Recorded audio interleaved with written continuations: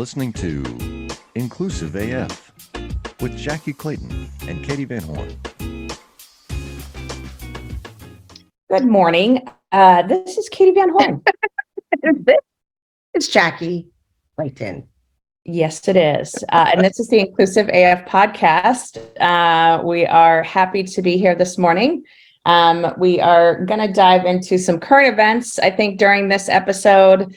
But we are very excited to have a great guest with us today. And so Dr. Kerry Mitchell Brown would love for you to introduce yourself, share a little about kind of who you are, what you do, all that good stuff, and then we'll jump right in. Okay, great. It is such a pleasure to be here with both of you. So thank you so much for the invitation and the conversation. And so Kerry Mitchell Brown, I am the founder and chief cultural architect and equity strategist of my firm. It's a boutique consulting firm, and I really partner with organizations and leaders who are wanting to change the way that they take on racism, specifically anti-Black racism, and not just in name, but also in deed, like not, limited to those narrow corporate commitment statements, in 2020, like, yeah, we're taking this on and that's it. But, just doing that. And then I work with clients in a number of different ways, and I'm really focusing on right now a special project, which I call a special project,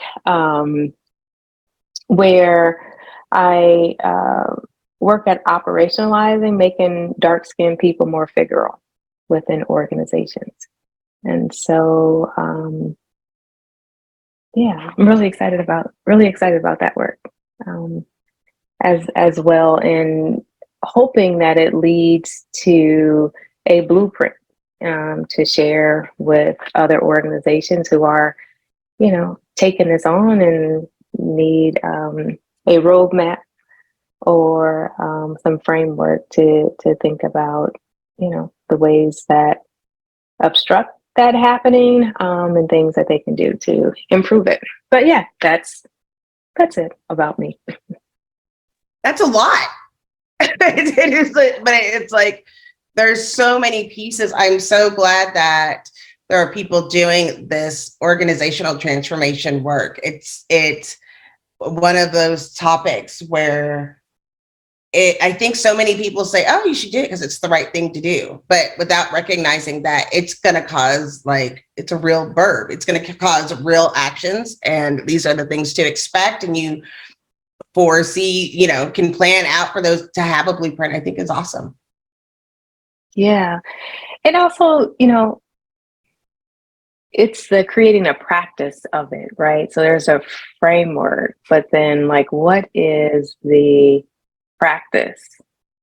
And how do you make it part of a business model and not just hey, we're going to focus on diversity or equity and inclusion. Oh, it's Black History Month, Asian History Month. I mean, how is it like that 365 all year round? Right. So what are some of the things when you're talking about a practice, and, I think not to speak for Jackye in any way, but I think that's one of our core tenets is it can't just be, like you said, the Black History Month or whatever, holiday or what, cultural standout it is. But how do you make this a practice that is an everyday in an organization? Yeah, it's really getting, what I'd like to say is it's moving beyond the tactics. We know we see it play out in some really emotional decisions without thinking about the unintended consequences of such said decisions. And then crisis response, right? And so, helping organizations to see that some of the work that they have taken up within the last couple of years have some limitations to things that are future focused, right? And so it's very specific and different for each organization. But I, just like the name, well, yeah, that was a crisis response, but what do you do when you're out of crisis, right? Or yes, that was a tactic around language, but how is it lived or changing or creating new experiences for dark-skinned people within your organization? I think that's such a great call out because, you kind of mentioned this up front, all of the pledges, all of the, we're going to put together a statement, we're going to do this.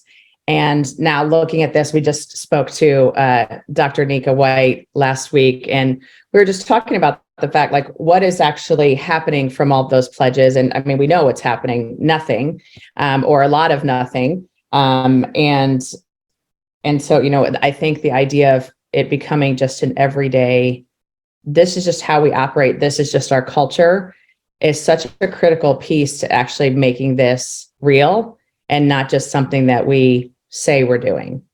And I think that's just such a critical piece. So I love that you're calling that out. When you think about this work and, and kind of going back to what you said on the pledges and whatnot that happened after, the murder of George Floyd, the murder of Breonna Taylor, some of these very much crisis response things that companies did. What are you seeing in regards to some of those changes or some of those, statements, whatever you want to call it, that folks made?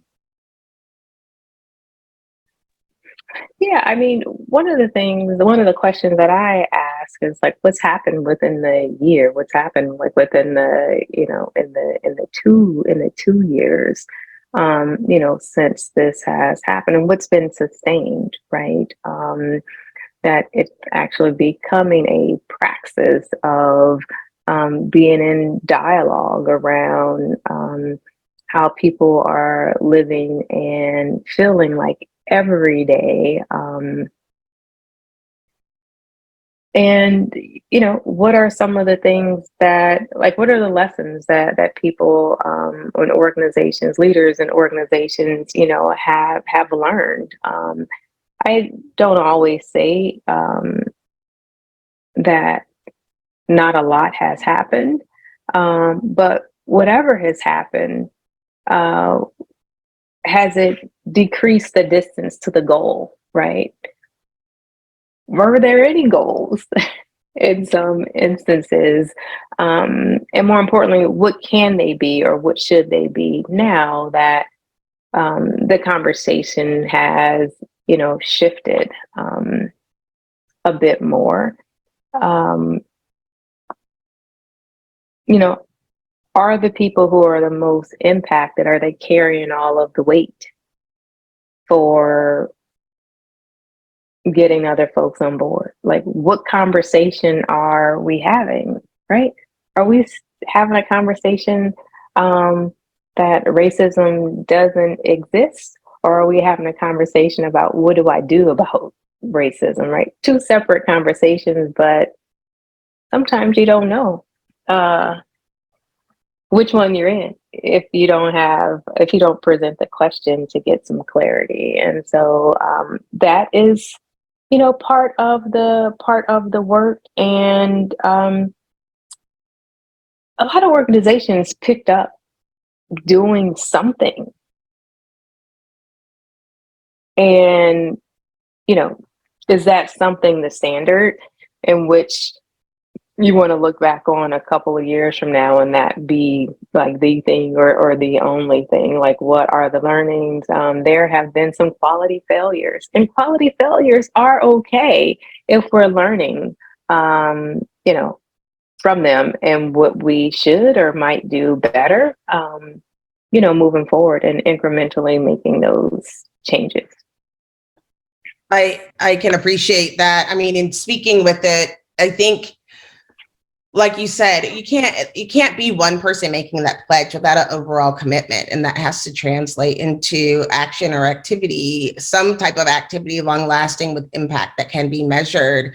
And there's so many things, it's how did we get here? A lot of it is why is this something that you need a consultant to do? What things have you done that hasn't been supportive of dark-skinned people within your organization, and how can we undo that? And I think people are okay with the fact that people are okay, it's systemic, right? This is systemic, without looking at any systems for change. And it's like, how do you expect that to go on? And the lack of acknowledgement is the thing that is interesting, where I found sometimes, like if I say Black or brown people, it's intentional. Sometimes I'm saying, this is what it's looking like with Black people. This is what I see. This is a pattern that I see. And you find someone, when you ask the question and they like gasp. And it's like, if I can say, what are you talking about? Like with be intentional, and that makes you uncomfortable, we have a lot more work to do. And I just, I'm glad that you're very specific in your language and sharing that, because I think that's missing all over the place. And you talk to people, oh, I want to do that work too. And it's like, oh, well, what are your managers doing to support that work? Oh, well, I'm hoping that we can get there. And you're just like, this is going to be hard wherever you are. Yes, it's going to be hard, and it's not auto magic, right? So you can't just declare that it is to be, and then it is. There's this really interesting thing, Jackye, that you talk about measure. Like, who's measuring? Right. And so, I've been in organizations that said, well, we've done this, we've done this, we've done this, we've done this, and so we've made a lot of progress. Like, who does the measuring? Who's doing the narrating of the impact? And yeah, it's true. You have to look at that yeah. impact, and that I remember, and I brag on my boss sometimes from the learnings that I've gotten, right? There's been, and we've all had bosses that we haven't learned from, right? Or who wasn't helpful. And I remember early here saying something was successful, and Kieran asking me like, well, how do you know that? How do you know it's successful? What are you basing that on? And making sure that there is an alignment, or at least an understanding of how are we going to know when we're going in the right direction. And so that, I think, is struggling too. And you have to look across. If it's not being measured, just because you did the activities, you can't say what the impact is. It's consistently looking, what do we have to continue? What do we have to stop? And what do we have to analyze? And that's why it's funny when people like, I want to take a diversity course. And it's like, no, that's like me taking a weight loss course and just hoping that I will magically lose weight. Well, I took the course, I still ate cookies after the course, but I took it, so I'm better, I think, right? And it just doesn't work like that. No, not in isolation, for sure. Like, if it's part of a continual plan, It's like, yeah, I take a course, but then, how does that course inform your actions? And do your actions or your thought processes or your engagement change? And it may not always, right? Oftentimes we get really embarrassed that we fall short of the goal, rather than learning from, what is this telling me that I must do or that I should do? Like, organizationally, is like, what is the world requiring of us? And do we have ourselves together in order to deliver on that? And being really honest on where the work is required, right? And so oftentimes, leaders would say, well, yeah, I'm okay. It's the work with these other people. So change happens like everywhere except for right here. And even as a practitioner, there's so much that I am always learning about equity because it shifts, right? Yes. And it's like, yeah, when we get this right, then does that make something else off balance? And so, what is the continuum for interrogation, introspection, and staying at it, like just sticking with it, because it is raggedy. It's raggedy. I tell my clients, I was like, it's going to be raggedy, and we have to be okay with raggedy. It's taken 500 years for this to bake into our system, and we all know that it doesn't work for anyone. But there are some people who have benefited greatly. That's right. Who are not acknowledging the benefit, using the benefit to further, for good and not evil. But yeah, I mean, there's so much to do, and so much ahead, and just getting folks to enjoy the process is key. I like that you call out raggedy, because I think that is like the overwhelming message when you're working with clients, is that this isn't going to be comfortable. This is not going to, there are going to be days when you don't feel good about it. And there are days when you're struggling with it. And I think it is that when you can have that open, honest communication with folks and tell them that, like that in and of itself, I think is helpful, because, you do have pushback. You do have folks that, oh, it's everybody else but me, as you just mentioned, all of those things. You mentioned measurement, and I would love, just for you to share with our listeners, when you think about measurement of what's working, what's not working, how do you think about that? How do you think about measuring success, or measuring, hey, yes, we've actually made incremental change, whatever it might be? This is William Tincup, and I'd like to direct you to a wonderful limited series podcast that Ryan and I recorded live at the ERE Recruiting Innovation Summit. We sat down with 20 recruiting and TA leaders from around the world to hear what today's best recruiters are doing to stay sharp, stay relevant, and stay ahead. It's called The Talent Shift. You'll love it. You'll find the podcast wherever you get your podcasts. Listen, like, review, share. Do you? Yeah, what measurement is challenging, right? Even within organization, I mean, especially within organizations, right? Are we measuring how people are feeling and doing? Are we measuring the number of dark-skinned people we have at particular levels, like within the organization? Are we measuring the quality of our conversation, or the depth of our conversation? It's not impossible to measure. It's just, the key for me is developing a shared understanding of what we are measuring, and for everyone to, or at least the stakeholders to be on board. And once that is determined, then whose vantage point are we, or seat where are we measuring from, right?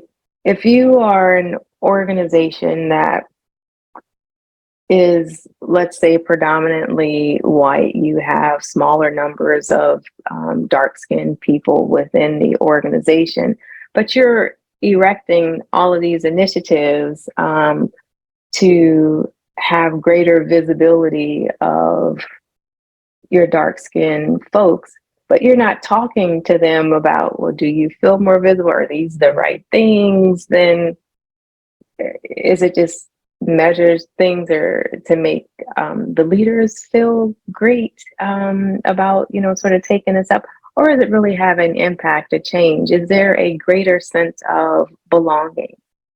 Do people feel as if their contributions are valued, or is it just given work and, you see no end to it? And respect. Are there high levels of respect? Those are typically not the measures, right? It's like, what's the return on investment? How many people did we turn out? How many folks did we talk to? How many folks did we recruit? What's the tenure? What's the number of promotions? What's the salary? All those things are important. But the basic human conditions for people to do their very best work are some that we often miss. I think that we started looking at how people feel supported, right? Do you feel like you're getting those types of opportunities? Are you getting supported? How are those conversations going? Because that's the part that I'm glad that you brought that up, like that people don't recognize, like, I don't feel comfortable. And like where you can say, I've changed the way that I've communicated. I think like internally where I told someone the other day, it's like we're going back and forth. And I was like, you know what I think it is? I think I don't trust you, right? I was like, I don't trust you. And let me tell you why, because let me tell you what I heard you say, right? And I was like, and therefore the answer is no, full stop, period. And now I will open it up to you to continue to give me feedback. And the person I was speaking with did not recognize that that's how I was feeling based on those things. And it's like, that's how I felt for a really long time. I just didn't feel safe enough to say that. So maybe we're making progress, that I feel safe enough to tell you that I don't trust you. But I feel like that's what happens, where it's not just enough to just hire those people. We have to look from a hire to retire standpoint and follow along those journeys, if that's going to be an initiative, to see if like what you're saying is it has to come from the people that you're trying to serve to make sure you get those answers. I think too often people try to make decisions and measure success without asking the actual, not stakeholders, like the person who are receiving this. I remember we were talking about there's a Waco is in a food desert, and they were talking about building a community farm, and somebody finally said, like, have you ever smelled broccoli? Like, have you ever smelled broccoli? Have you ever cooked it in your home, like in a microwave? Do you know what that smells like? Now imagine that you've never had broccoli and you're 10 years old. Like, what are you choosing? Like, have you talked to people about what they want to try or what they're willing to? And it's like, you're not asking the right people the right questions. So you have to do that if you're going to measure it appropriately. Absolutely. And there's this really interesting thing around trust, right? Like, what does that mean, right? It's like, oh, you can trust me, trust you to do what? Or, or do you, it's this interesting thing around trust. And I was just speaking with a client earlier this week, and we talked about trust because, Trevor Noah signed off. Yes. And his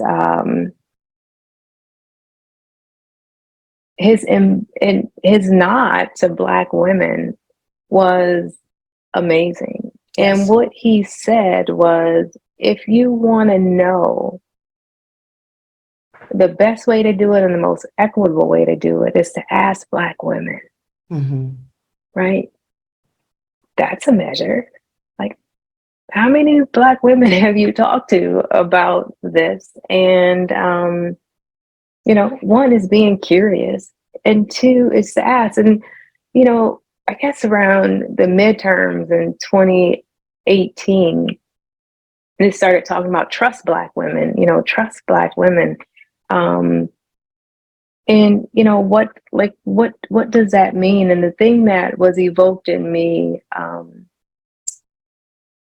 in the Trevor Noah piece, his messaging was to listen, like to ask and to listen to Black women, because they can't afford to get it wrong, right? They can't afford to have, I mean, just given where Black women sit in the distance for the domination line,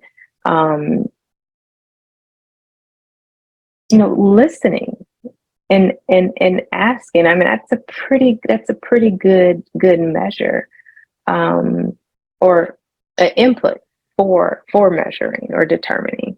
And so, in this thing around, trust, is it, but do I trust that you mean me no harm? Do I trust that you understand my interests? Do I trust that you care enough about me that you want to see my interests satisfied and realized and fulfilled? And then I think there's even a higher level is, do you trust that, does your trust include caring about me, like me, really understanding my interests well enough that if I'm not around, you can carry my water? Not in spite of me, but understanding that if you carry my water, you're not helping me, you're helping yourself. Right. Right? Because if you solve for the most impacted, and some folks say vulnerable, then you solve for everyone. Mm-hmm. Like, everyone benefits. I want to almost mic drop right there, because that was. I know. That was good. Let's do it. Drive. Boom.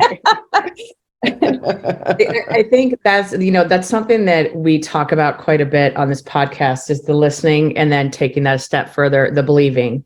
And that, is what you're absolutely talking about. It's not just the, hey, you heard me, but also I know that you're believing me and you're going to take that forward and take action because of it.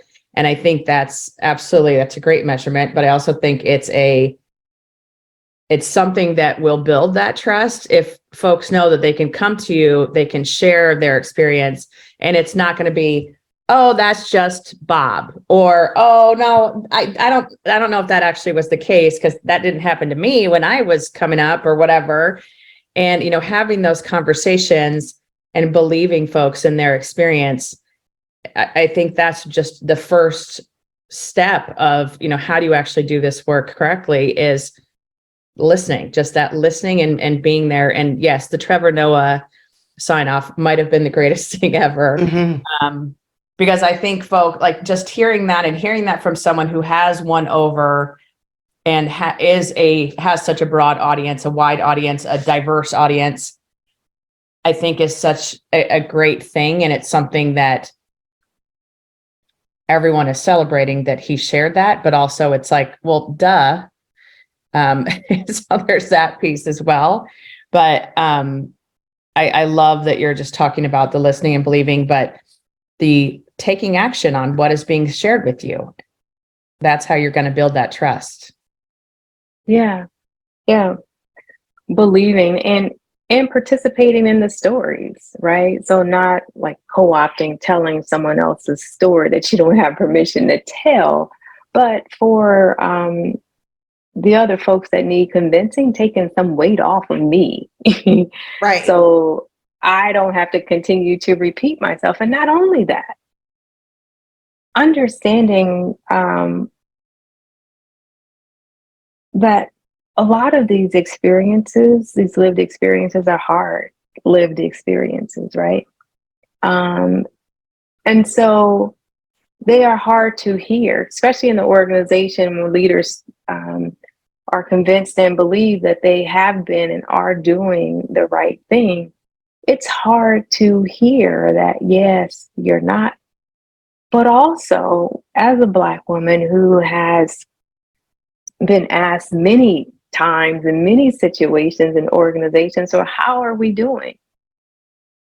It's hard for me to say too, right? So if you think it's hard for you to hear, imagine how hard it can be for me to say, when this is my primary source of income, my job, my livelihood, the way that the thing that I do to take care of my family, what's needed for like a promotion and upward mobility in my work. And so being able to hold those things, at the same time, that it is difficult. There was another time this year where people just sort of paused, right? And so at the confirmation hearings for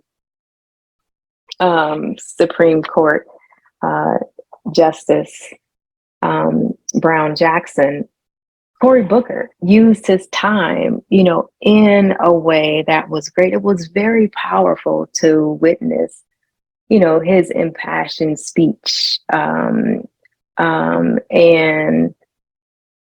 that at the time I was thinking, yeah, this should be a lesson for others. And then Trevor did his thing. And I was like, is there something happening here that we should be paying attention to?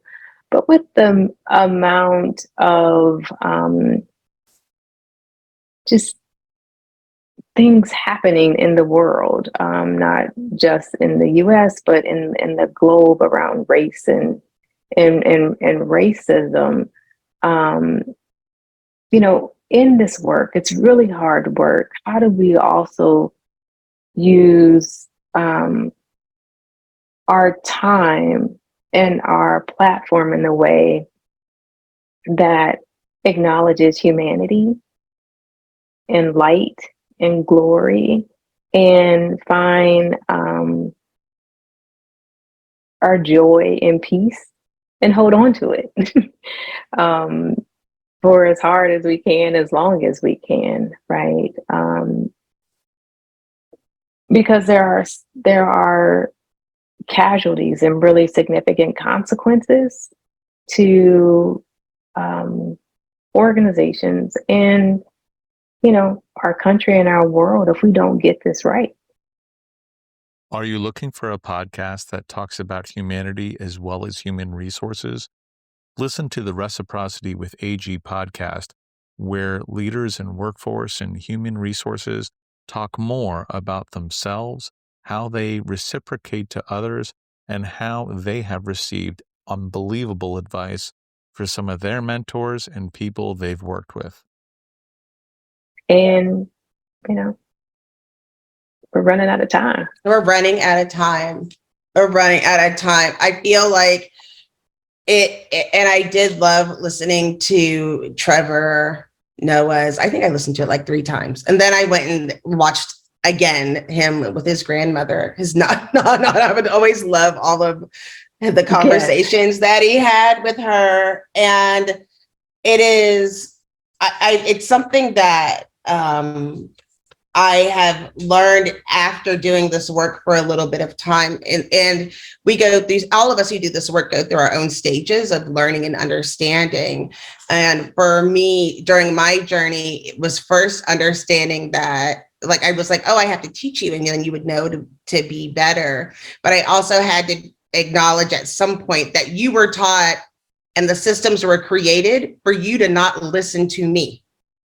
So it's easy. You were taught to ignore this when you see it. You were taught that this is happening to someone else, and being able to distance yourself from hatred and racism. And so since that's part of your regular vernacular, like, ooh, I just minded my business and went home, and then I can go into my safe 4 walls and not have to deal with this. Like that, I had to understand, like, that's why this has to be continuous work and take action on your side. Like, you have to be able to acknowledge that in order to learn and grow, that I can't do this on my own. And it is take the community and get to the point of celebration, I think is so important too, that we can start to celebrate like Brown Jackson, and to celebrate these moments and recognize the how historical these things are. And And I still find it amazing when I talk to someone and they'll say, oh yeah, I was the first insert thing here in 2022. And you're like, there's so much that people don't know. There's so much that people don't know. Someone said to me the other day, they were like, did you know it's still legal to, like, you can legally fire people because they're gay? And I said, did you know women don't have rights guaranteed? And they were like, what? I was like, see, look, like, we have to get honest and truthful and with the understanding in order for us to grow. There's a lot of work to do. Well, yes. And I think, I mean, this past week has been, it's one of those, the Respect for Marriage Act was, signed into law. And it is one of those things where you go, okay, wait a minute, it's 2022 and we're still having this conversation about interracial marriage, about, same-sex marriage, all of these things. And it is, you just mentioned, you can be fired for being gay. You can be denied housing for being gay, or, we all have heard the stories about different discrimination in housing, obviously redlining, all of these things that are still going on, whether we want to admit it or not. And I think that's the piece of it too, is that there is so much of this stuff that people are not even aware that this is still a thing, or still something that is work that's being done. And a lot of times, again, it's being done by Black women. Mm-hmm. And I think that's the piece that folks don't realize or don't want to acknowledge, or whatever it might be. Consistently done by Black women. Yes. There's this thing, it's something that you just said, it evoked this in me. Folks knowing or not knowing, right? Sometimes we are just so determined that we know it all, that we are so far removed from the place where we're learning it all. Mm-hmm. Good right? And what's the process to engage folks in ongoing learning? And interrogating your own belief system, because some of the things that we know have been poured into us by some of the people that we love. Yes. Mm-hmm. And we are continuously learning that they ain't always right. And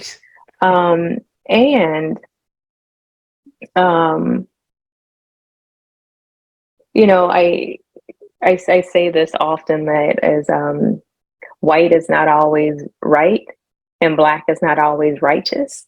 And so how are we finding our balance, in between, so that we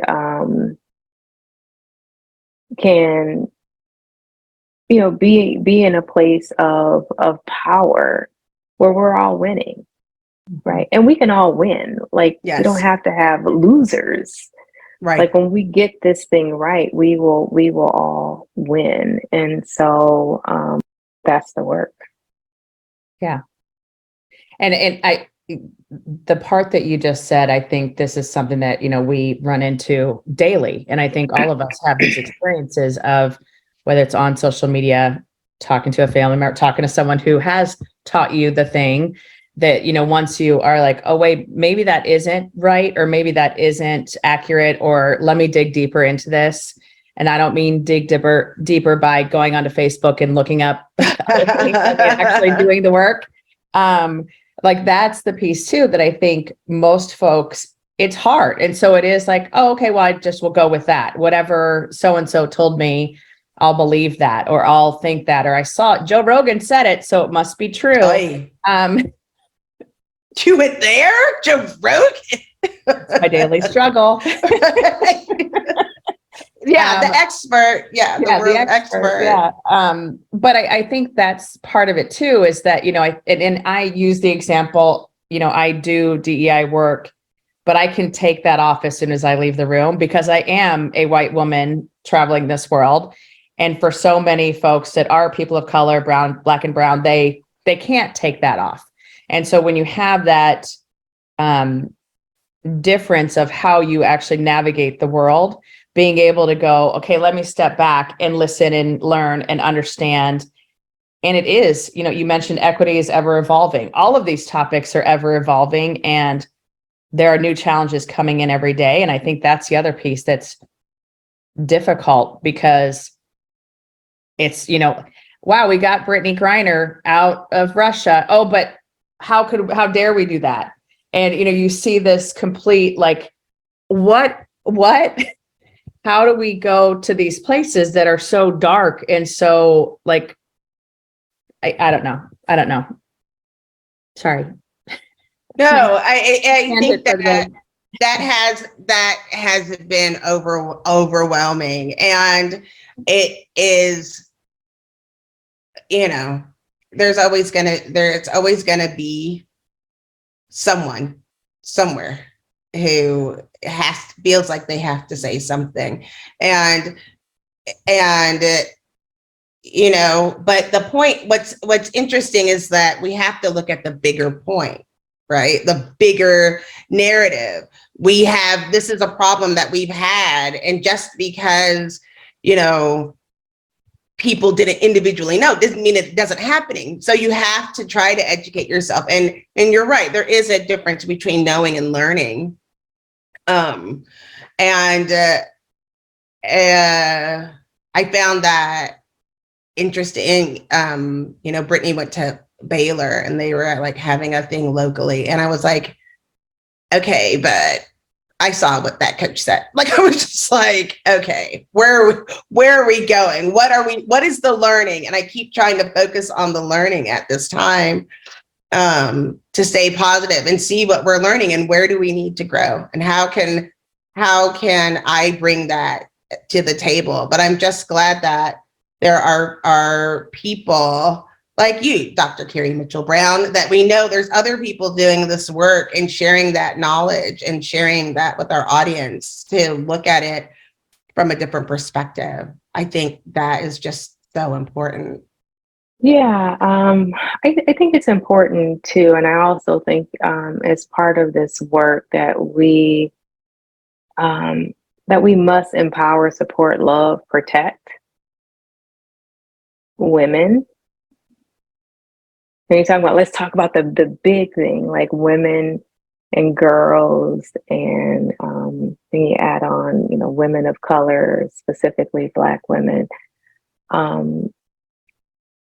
There's a root to a lot of this, and sometimes we just, get at the surface, right? So if we even think about the gender-based violence against women and girls, that still remains at an all-time high.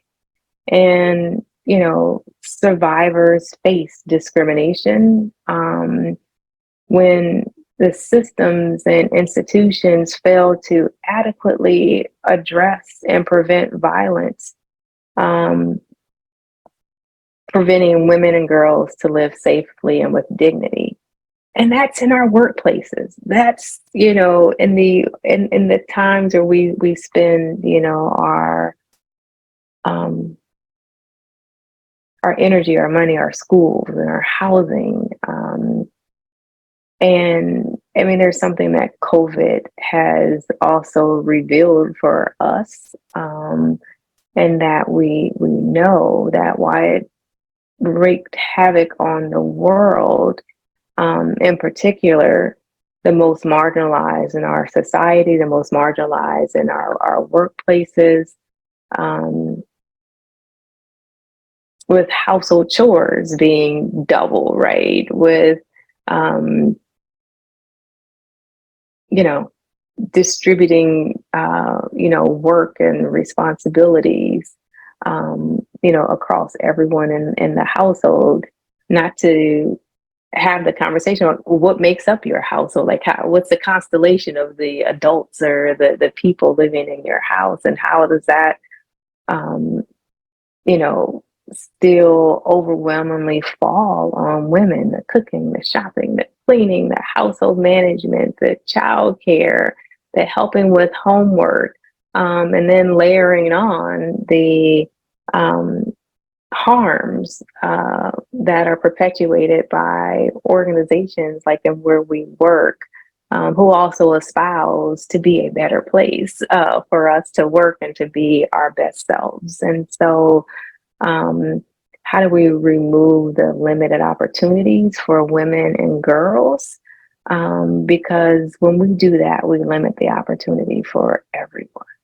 That's And right. there's just so many ways where that's just continuing to, to weigh down, on us. Well, we're still having conversations about marriage equality. We're still having conversations about, access to, healthcare. I can go on for months. Right. Right. And it's like, it is miraculous that this was still didn't, have those laws or didn't have access, but I'm glad that we did something. And it's like, okay, let's make sure what's next, what's like, whatever you're doing, be intentional and try to, I think the hard part sometimes is to keep going, but we just keep going. We just keep going. I taught my kids, how do you eat an elephant? One bite at a time. just one bite at a time. Absolutely. So I would love for you to share, if there are, a takeaway or a couple of key takeaways that you would like for our listeners to know and go do. And then also your contact info. We're going to do a little round robin to say, what are the things that you want folks to have heard in this conversation? And what do you want folks to go do because of this conversation? Yeah. I often say Black explicit and not exclusive. And so again, solving for the most impact that you solve for everyone. And we don't have to do oppression Olympics around who has it worse. That's right. But making sure that any of our interventions are at the right level and the analysis is right on who is the most impacted. What I would say is, a lot of organizations like, well, what if you don't have a budget, or what if we don't have a plan? How about just treating people like humans? That's a good place to start. And guess what? It's free. It doesn't cost you to, tap into someone's humanity. How about just tapping into your own, right? If you can tap into your own humanity, it's likely that you can make a better connection, with others. And measurements are important. And so determining the distance to goal, and, if you're making some progress, towards that goal. And I would say the final thing is to say something to a group of folks, at a particular time, whether it's a espouse statement on, here's where we are organizationally, but to live something different is antisocial. Right. And so, this work is hard, and it's hard on purpose, because there are systems and there are structures that require something very different. Oftentimes we are just like at the surface, but dig a little deeper and, to keep at it. It's going to be raggedy, but with the intention and attention, it can be quite gorgeous. I love that. Thank you. Jackye? I think what I am inspired by is kind of going back to the beginning of the blueprint, of having that blueprint. And so I just want people to take away of trying to build a foundation to get to that intention, like be intentional and make sure you're building that foundation and let that be known throughout it needs to be known throughout the organization. It's not just one person's job. And I think the biggest piece that I want people to know is Dr. Kerry Mitchell Brown's organizational development piece. I think a lot of people don't recognize like organizational development, the cultural architecture, and having an understanding of change management around this work. You will fail. You will fail. It is just as, even if it was, I mean, you have to have that understanding. And so keep going, but have that foundation. Make sure you have that solid foundation and understanding so that you can grow within this work. I love that. And I'm going to go back to, or hopefully kind of wrap in some of the things that you mentioned. It's the listening as you would like to be listened to, and believing like you would like to be believed. The experiences of folks, because that is such a gold mine of information of what is the experience like for other people. And I think that's something that we sometimes miss, because we go with, we're going to launch this program and it's going to do all the things and it's going to do all the stuff. But if you aren't listening to all the voices, especially as you mentioned, those that are that have the worst experience or are the most marginalized, whatever you want to call it, it will improve everyone's experience if you can make those changes based on the folks that are giving you that feedback and are sharing their experiences, even when it doesn't feel great. So yes. How can folks get a hold of you? You can reach me on all social media channels at Dr. Kerry M. Brown. And you can also just get over to my website at kerrymitchellbrown.com. Awesome. Very cool. Well, thank you so very much for joining us. Truly, we love having these conversations and love having these discussions with folks, because I think it's so eye-opening. And, so we appreciate you taking the time. This is Katee Van Horn. And this is Jackye Clayton. Bye.